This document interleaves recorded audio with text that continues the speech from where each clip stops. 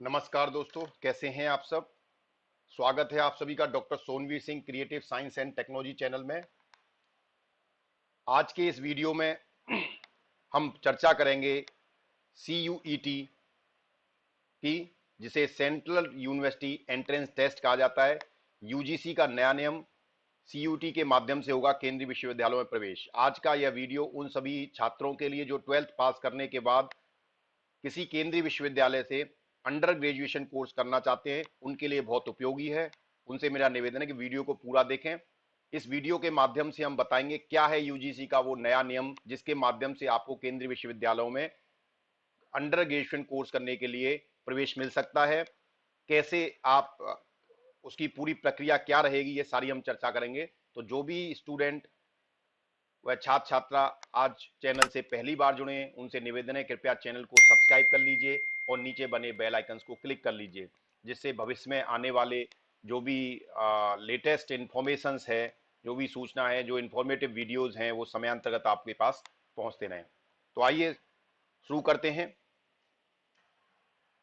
सबसे पहले प्रश्न आता है कि पहले क्या नियम था जिसके माध्यम से यूनिवर्सिटी के अंदर प्रवेश मिलता था।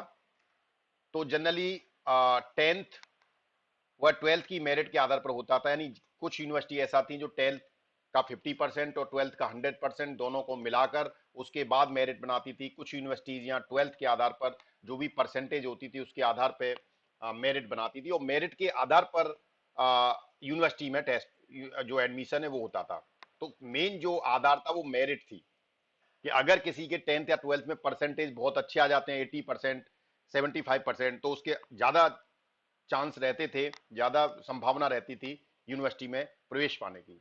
ऐसे वो छात्र जिनके परसेंटेज बहुत अच्छे नहीं आ पाते थे, उनको या तो यूनिवर्सिटी में प्रवेश मिल नहीं पाता था, अगर मिलता था बहुत अच्छे कोर्स या बहुत अच्छे यूनिवर्सिटी में नहीं मिल पाता था।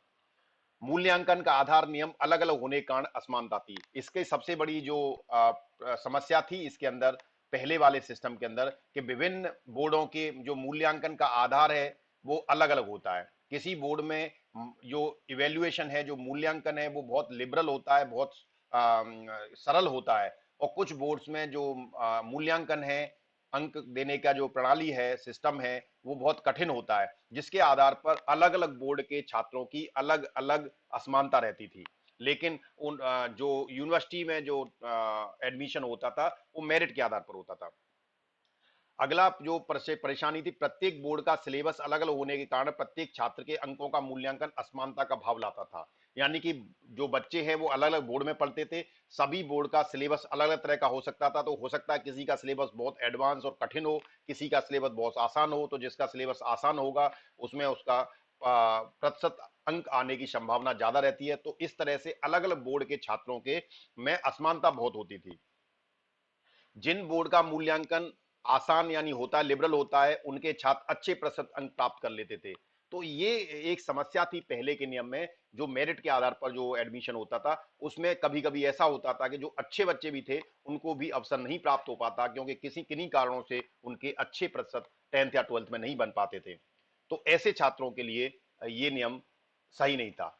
अब बात आती है कि पहले जो नियम था वो तो अब समाप्त हो गया, अब क्या होगा। अब नया नियम 2022-23 से ये नया सिस्टम लागू है, यानी 2022 एंड 23 ये सेशन से ये प्रक्रिया, नया नियम यूजीसी ने, यूनिवर्सिटी ग्रांट कमीशन, विश्वविद्यालय अनुदान आयोग जो है उसके द्वारा एक नया नियम पारित किया गया है। आज हम उसी पर चर्चा करेंगे। अगर आप इस नियम को देखना चाहते हैं तो आपको मैं अभी इस लिंक के माध्यम से या वेबसाइट पर जाकर आप इसे देख सकते हैं, जो CUET की वेबसाइट है।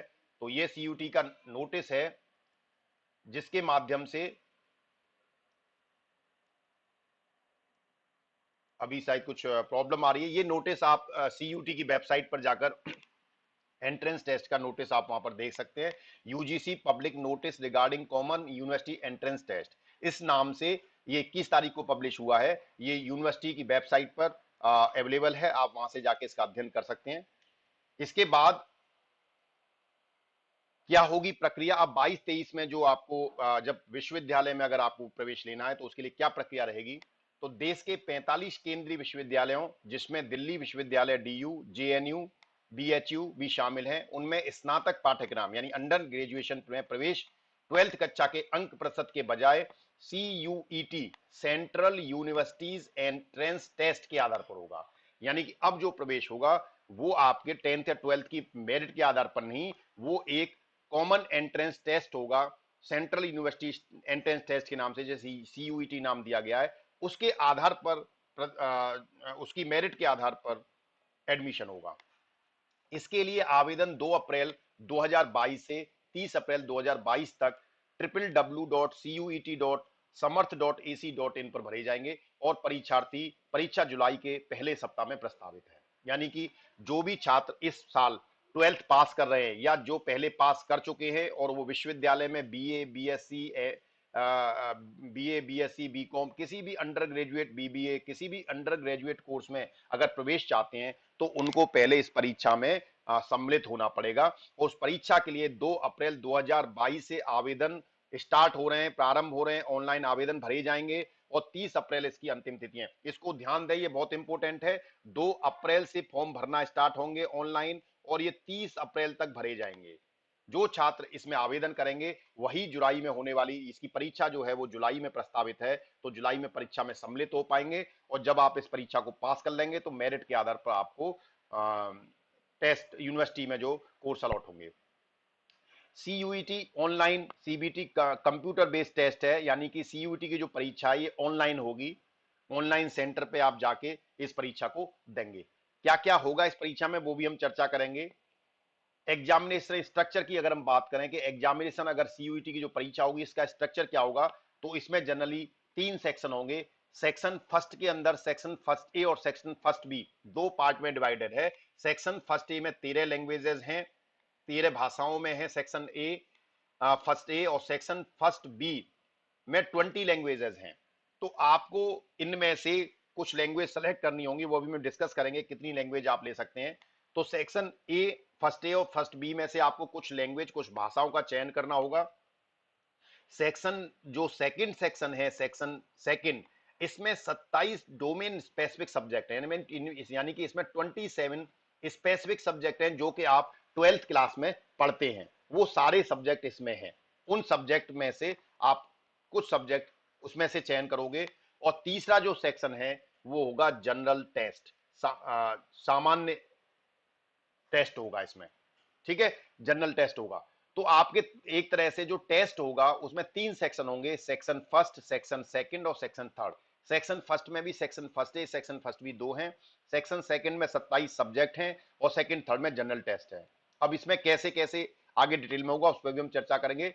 जो टेस्ट आपको देना है, तो टेस्ट टू बी गिवन, जो अब आपको परीक्षा देनी है, a candidate can choose a maximum of any 3 languages from section first A section and section first B taken together. यानी आपको दोनों फर्स्ट ए और first section, first B section में से मिलाकर टोटल 3 सब्जेक्ट लैंग्वेज के सिलेक्ट करने हैं, 3 भाषाएं आपको इसमें से चयन करना है। However, the third language chosen need to be in lieu of 6 domain specific subject chosen by the candidate as applicable। यानी कि आप जो तीसरी लैंग्वेज है वो आपको टोटल जो अगर सब्जेक्ट की टेस्ट की बात करें तो टोटल 9 टेस्ट आपको देने पड़ेंगे। 9 टेस्ट एक तरह से होंगे 9 चीजों का, जिसमें से 2 लैंग्वेजेस होंगी आपकी, जिसमें से एक लैंग्वेज सेक्शन फर्स्ट ए से होना जरूरी है, और या आप दोनों भी फर्स्ट ए से रख सकते हैं। 2 लैंग्वेजेस, 6 डोमेन सब स्पेसिफिक सब्जेक्ट और एक जनरल टेस्ट। ठीक है, या आप 3 language, 5 domain specific subject plus 1 general test. ठीक है, अगर आप 2 सब्जेक्ट, यानी कि इसमें in lieu of 6 domain specific subject, यानी कि अगर आपको थर्ड लैंग्वेज आप जब ही सब चयन करेंगे जब आपको स्पेसिफिक सब्जेक्ट में से आप 6 के बजाय 5 सब्जेक्ट अगर आप चूज करते हैं, तो आप वहां पर 3 लैंग्वेज, यानी 2 तरीके बन सकते हैं। पहला बन सकता है आप 3 language plus 5 specific subject, 5 specific subject और प्लस 1 जनरल टेस्ट। दूसरा जो मेथड बनेगा कि आप 2 लैंग्वेजेस सेलेक्ट करें और 6 सब्जेक्ट सेलेक्ट करें और प्लस 1 जनरल टेस्ट। इस तरह से टोटल आपको 9 टेस्ट देने हैं। ठीक है, 9 टेस्ट का मतलब इन द सेंस 9 सब्जेक्ट का आपका एक तरह से टेस्ट होगा। Section second offer 27 subject. Second में जब ने बताया था कि जिसमें स्पेसिफिक सब्जेक्ट्स आपको मिलेंगे, 27 स्पेसिफिक सब्जेक्ट हैं, out of which a candidate may choose a maximum of 6 subject. आप अधिकतम 6 सब्जेक्ट उसमें से सेलेक्ट कर सकते हैं। अगर आप 6 सब्जेक्ट सेलेक्ट करते हैं तो आप वहां पर 2 लैंग्वेज सेलेक्ट करेंगे और प्लस 1 जनरल टेस्ट सेलेक्ट करेंगे। ठीक है। दूसरा सेकंड, अच्छा सेक्शन फर्स्ट में जो सेक्शन फर्स्ट ए और फर्स्ट बी है उसमें आपको कैसे लेना है, तो सेक्शन फर्स्ट ए में हमने बताया 13 भाषाएं हैं। कौन कौन सी भाषाएं हैं इसमें? हिंदी, अंग्रेजी, असमिया, बंगाली, गुजराती, कन्नड़, तेलुगु, तमिल, मलयालम, पंजाबी, मराठी, उड़िया, उर्दू। ये 13 भाषाएं हैं। इनमें से कोई भी एक तो कम से कम आपको लेनी है, या 2 भी आप सेक्शन ए से ही ले सकते हैं। सेक्शन ए से एक कंपलसरी है। तो इन 33 भाषाओं में 13 भाषाओं में से कोई आप एक सब भाषा या 2 भाषा ले सकते हैं। सेक्शन 1 बी जो है वो ऑप्शनल है, आप चाहें तो इससे कोई भाषा सिलेक्ट करें, ना करें तो आप 1 ए से ही रख सकते हैं। सेक्शन फर्स्ट बी में, सेक्शन फर्स्ट ए में वर्णित 13 भारतीय भाषाओं से अलग 19 भाषाएं, जिनमें विदेशी भाषाएं भी शामिल है। कौन कौन सी भाषाएं? ये 19 अलग भाषाएं जो सेक्शन बी में है। French, Spanish, German, Nepali, Persian, Italian, Arabic, Sindhi, Sanskrit, Kashmiri, Konkani, Bodo, Dogri, Maithili, Manipuri, Santhali, Tibetan, Japanese, Russian, Chinese. ये 19 भाषाएं अलग हैं जो सेक्शन बी में है। तो आप चाहें तो सेक्शन बी से कोई फ्रेंच, स्पेनिश, जर्मन, अगर आपने कोई एक लैंग्वेज आती है आपको तो आप इसे सेलेक्ट करें, अदरवाइज आप सेक्शन ए से 2 भाषाएं सेलेक्ट कर सकते हैं। और उसके लिए बेटर है, अगर आप हिंदी भाषी हैं तो हिंदी और उसके साथ एक अंग्रेजी ले सकते हैं। अगर आप कोई और रीजनल भाषा है, मान लो आप बंगाली हैं, गुजराती हैं, आसमिया हैं, तो आप अपनी एक रीजनल लैंग्वेज ले सकते हैं और एक आप कोई भी हिंदी या अंग्रेजी में से आप सिलेक्ट कर सकते हैं। तो आपको 2 लैंग्वेज आप इसमें से लें। और अगर आप जो स्पेसिफिक सब्जेक्ट है वो 6 के बजाय 5 सेलेक्ट करना चाहते हैं तो आप 3 लैंग्वेज ले सकते हैं। देन इसमें प्रत्येक भाषा के 50 एमसीक्यू कॉम्प्रीहेंसिव बेस्ड में से 40 एमसीक्यू हल करने होंगे, यानी 50 प्रश्न होंगे टोटल, 50 प्रश्न होंगे, 50 में से आपको 40 हल करने होंगे।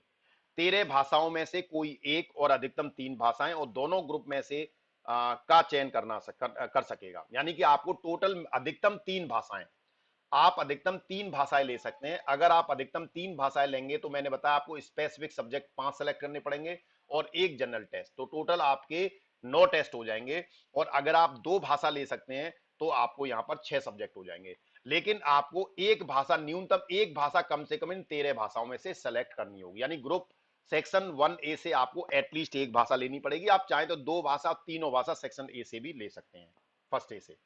सेक्शन फर्स्ट ए से एक भाषा अनिवार्य होगी। परीक्षा भी इन 13 भाषाओं में ही आयोजित होगी। अच्छा, जो परीक्षा का मोड होगा उसमें जो प्रश्न होंगे वो इन 13 भाषाओं में ही आएंगे। आप हिंदी में सिलेक्ट कर सकते हैं मोड ऑफ पेपर, या आप इंग्लिश में कर सकते हैं, या कोई रीजनल लैंग्वेज में आप कर सकते हैं। तो जो आपका पेपर होगा परीक्षा वो इन 13 भाषाओं में, यानी सेक्शन फर्स्ट ए की भाषाओं में ही होगी।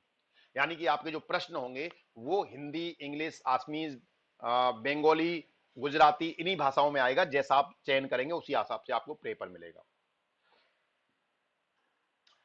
जो समयावधि होगी, क्योंकि जैसे हमने बताया कि हर एक भाषा के 50-50 प्रश्न होंगे। अगर आपने 3 लैंग्वेज सेलेक्ट किए हैं तो लगभग टोटल आपके पास 150 प्रश्न आएंगे भाषा से, जिसमें से आपको प्रत्येक में 40 प्रश्नों का जवाब देना है, यानी लगभग 120 प्रश्न हल करने होंगे। प्रत्येक समयावधि 45 मिनट प्रत्येक विषय के लिए। अगर हर एक विषय के लिए 45 मिनट का समय होगा, यानी 50 प्रश्न करने के लिए आपको 50 प्रश्न करने के लिए आपको 45 मिनट का समय दिया जाएगा। इस तरह से 3 लैंग्वेजेस हैं, आप 3 विषय हैं, आपके 3 भाषाएं, तो 45-45 मिनट के 3 टाइम कर दीजिए, उतना समय आपको इस सेक्शन ए के लिए मिलेगा।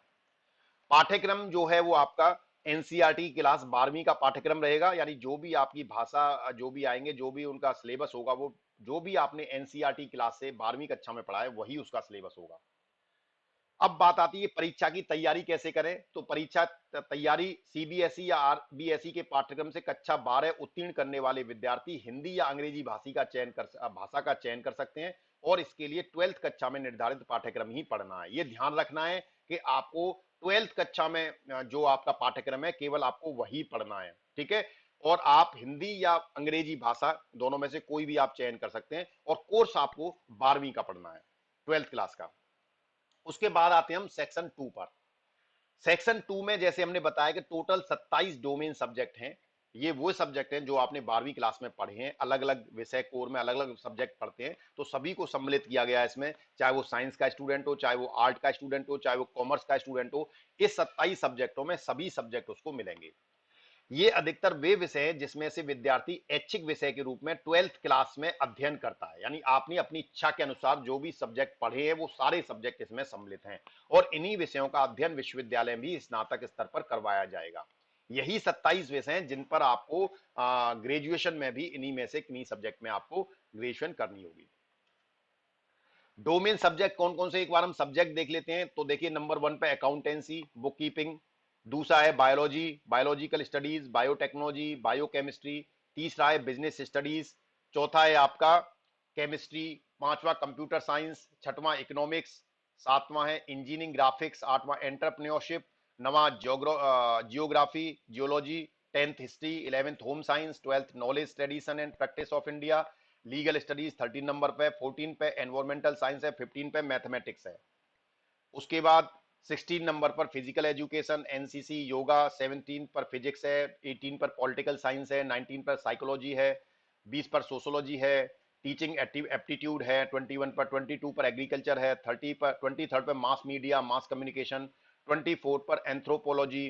25 पर fine arts, visual arts, commercial arts. 26 पर performing arts, dance, Kathak, Bharatanatyam, Odissi, Kathakali, Kanchipuri, Manipuri, drama, theatres, ये सब आएंगे उसमें, म्यूजिक ये। और 27 पर संस्कृत। तो आप देखें कि ऑलमोस्ट इसमें सभी वो विषय आ चुके हैं जिनमें आपने 12th में अपनी इच्छा अनुसार पढ़े हैं या आप ग्रेजुएशन में पढ़ना चाहेंगे।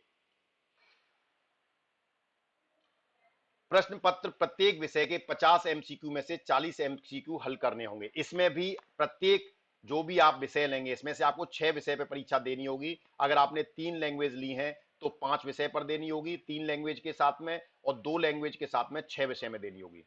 तो 5 हर एक प्रत्येक विषय के लिए 50 एमसीक्यू क्वेश्चन होंगे।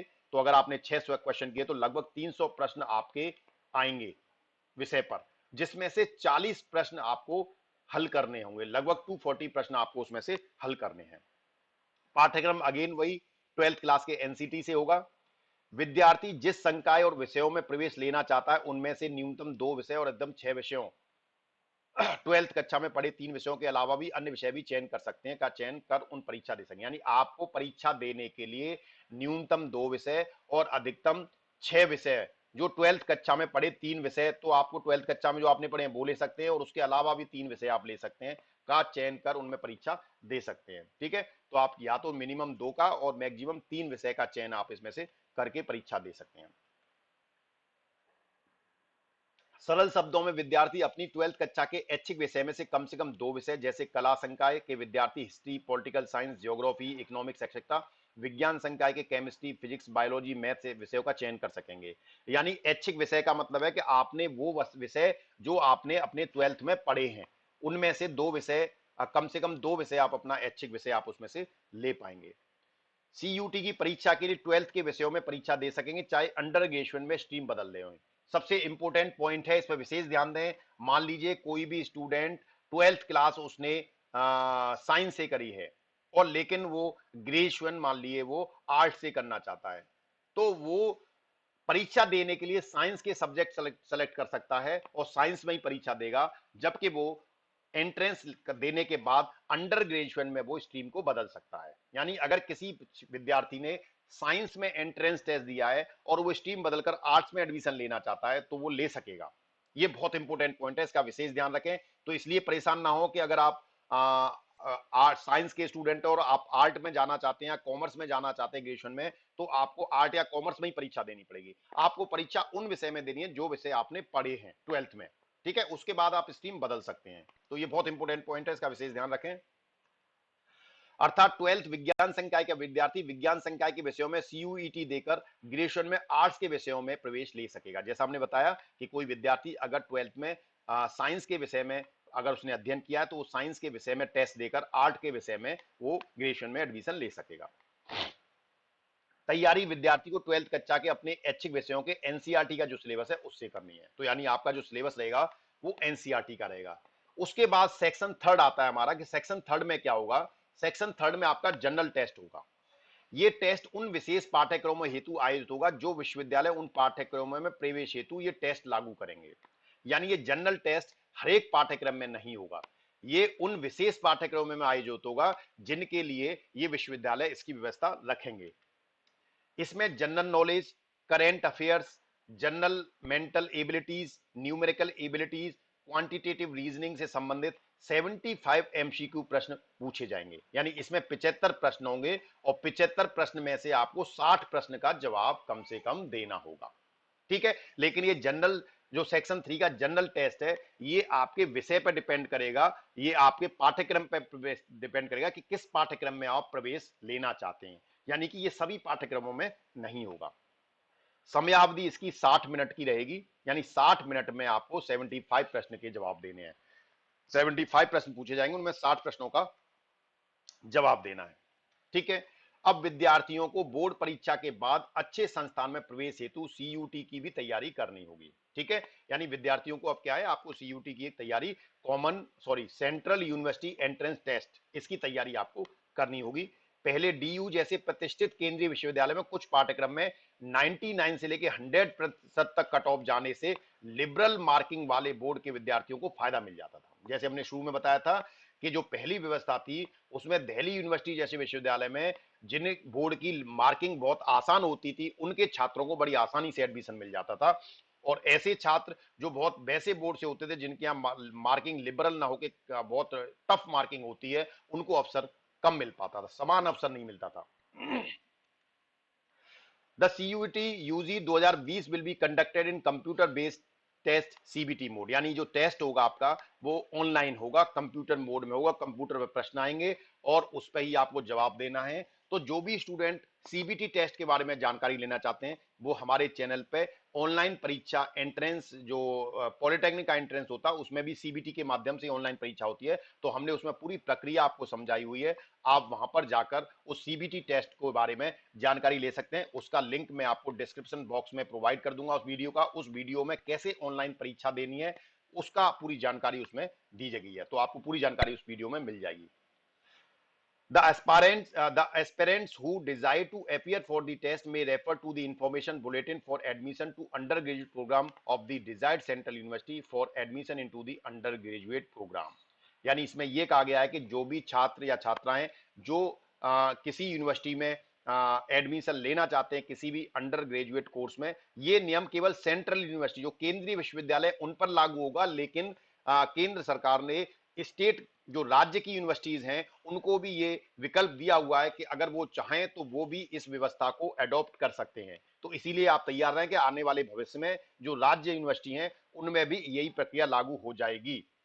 तो अंडर ग्रेजुएट प्रोग्राम में जिसमें भी आप एडमिशन ले रहे हैं उस यूनिवर्सिटी का जो ब्राउशर होता है इंफॉर्मेशन बुलेटिन, उसको भी आप अध्ययन जरूर कर लें, उसका बुलेटिन का, उसमें भी आपको काफी जानकारी मिल जाएगी। ऑनलाइन एप्लीकेशन के लिए आपको अप्लाई करना पड़ेगा ऑनलाइन, जिसका डेट है 2 अप्रैल 2022 से लेकर 30 अप्रैल 2022 तक, और इसका जो एप्लीकेशन जो आवेदन है वो 2 अप्रैल को आ जाएंगे, और वेबसाइट रहेगी https://cuet.samarth.ac.in। इस वेबसाइट पर जाकर आपको इसे अप्लाई करना होगा। नेक्स्ट वीडियो में हम आपको बताएंगे कि कैसे आपको इस फॉर्म को फिल करना है, क्या क्या सावधानियां उसमें बरतनी होगी। वेट करें, अगले वीडियो में हम आपको पूरी प्रक्रिया इस आवेदन की समझाएंगे।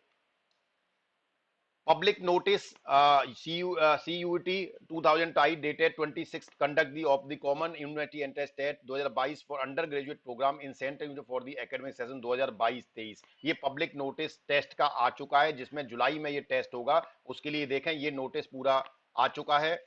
इस नोटिस का आप अध्ययन कर सकते हैं। Conduct of the common university entrance test CUT for undergraduate programme in central university for the academic session 2022-23 के लिए परीक्षा प्रारंभ हो रही है। देखें 2 अप्रैल 2022 से लेके 30 अप्रैल 2022 तक ये भरी जाएगी। इसमें पूरा विवरण जो हमने आपको समझाया वो आपको यहाँ पर भी इसमें भी पढ़ने को मिल जाएगा, तो आप आराम से इसको पढ़ सकते हैं। ये वेबसाइट पर मिल जाएगा।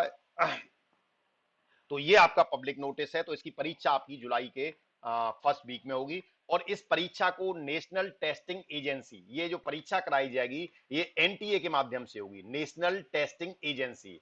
तो नेशनल टेस्टिंग एजेंसी की वेबसाइट पर अगर आप जाएंगे तो वहां पर आपको डिटेल में इसकी जानकारी मिल जाएगी।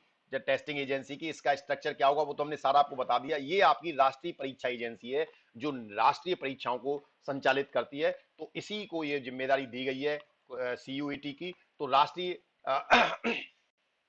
राष्ट्रीय जो टेस्टिंग एजेंसी है वो इस परीक्षा को संपन्न कराएगी।